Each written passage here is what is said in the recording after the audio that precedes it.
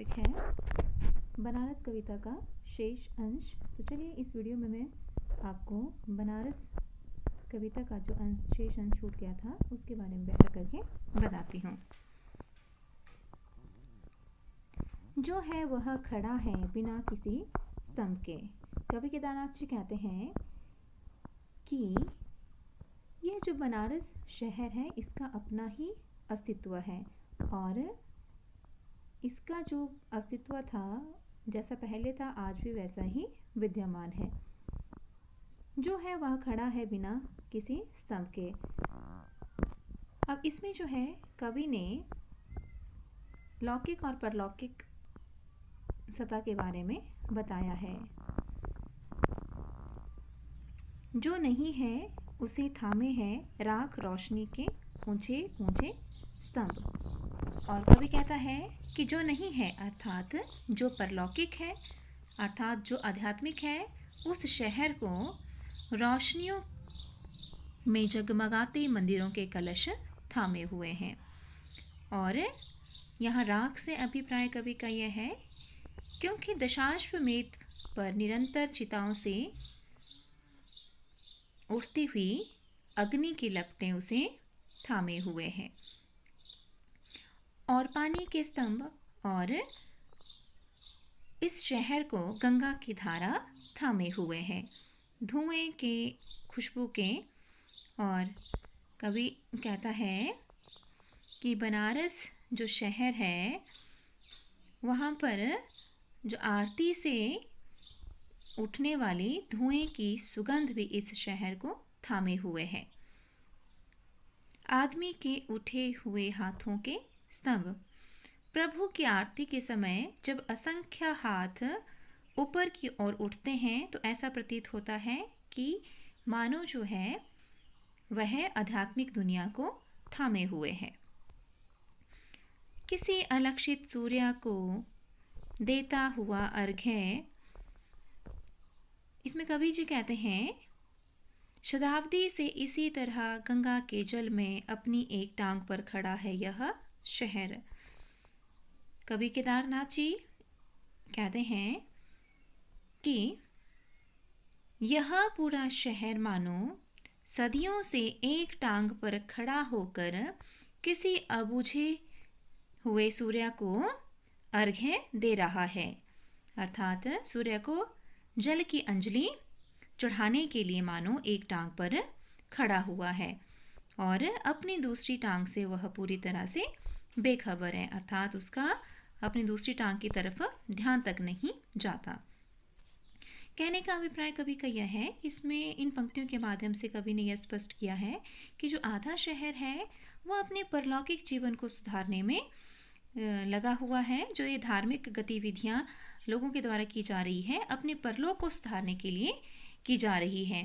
परंतु जो आधा शहर है वह जो है अपने जीवन यापन करने के लिए जो है जो उसकी आवश्यकता है उनकी पूर्ति को करने के लिए लगा हुआ है और अपने जो है खाने पीने और आवास इत्यादि की सुविधाओं को जुटाने में आधा शहर व्यस्त है। तो चलिए इसका जो विशेष रहेगा वो मैं आपको बता देती हूँ। पहली लाइन रहेगी कि कवि ने यह स्पष्ट किया है कि बनारस शहर दो हिस्सों में बंटा हुआ। एक हिस्सा जो है आध्यात्मिकता में डूबा हुआ है और दूसरा हिस्सा जो है अपनी जीवन यापन के लिए रोजी रोटी कमाने में लीन है।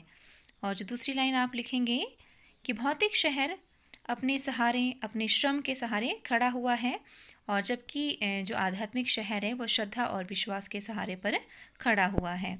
तीसरी लाइन लिखेंगे आप इसमें कवि ने मुक्त छंद का प्रयोग किया है। और लास्ट जो रहेगा विशेष की लाइन वो लिखेंगे आप कि कवि ने इसमें तत्सम शब्दावली के साथ साथ देशज शब्दों का भी प्रयोग किया है। तो लास्ट लाइन जो है तत्सम शब्दावली के साथ साथ कवि द्वारा देशज शब्दों का भी प्रयोग किया हुआ है।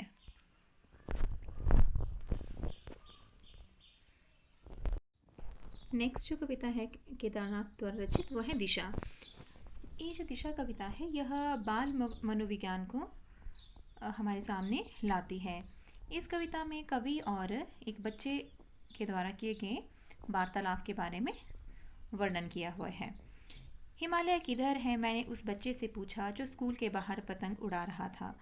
कवि जी कहते हैं कि मैंने स्कूल के बाहर पतंग उड़ाते हुए बच्चे को जब देखा तो मैंने उससे पूछा कि हिमालय किस दिशा में है।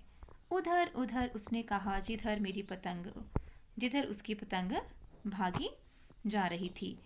तो बच्चे ने कवि के प्रश्न को सुनकर उसका उत्तर दिया कि हिमालय उस दिशा में है जिस दिशा की ओर उसकी पतंग उड़ रही है। बच्चे ने बहुत ही इसमें बहुत साधारण सा जवाब दिया कि हिमालय जो है उस दिशा में है जिस दिशा की ओर मेरा पतंग उड़ रहा है। मैं स्वीकार करूं, मैंने पहली बार जाना कि हिमालय किधर है।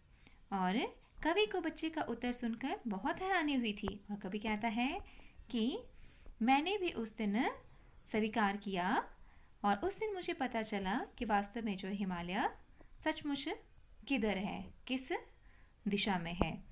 इसका जो विशेष रहेगा वो इम्पॉर्टेंट जो लाइनें हैं मैं आपको समझा देती हूँ।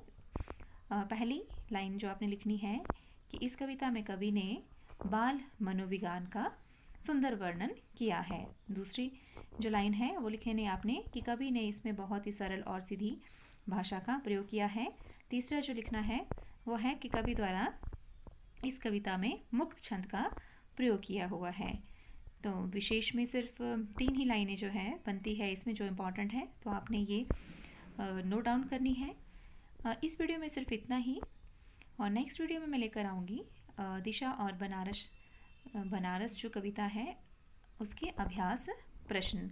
तो आप प्लीज़ कमेंट के माध्यम से मुझे बताते रहिए कि आपको मेरी वीडियो कैसी लगी, आपको समझ आया, कहाँ पे आपको दिक्कत आ रही है, प्लीज़ बताइए ताकि आगे आने वाली वीडियो में मैं आपके जो डाउट्स हैं उनको क्लियर करवाऊँ।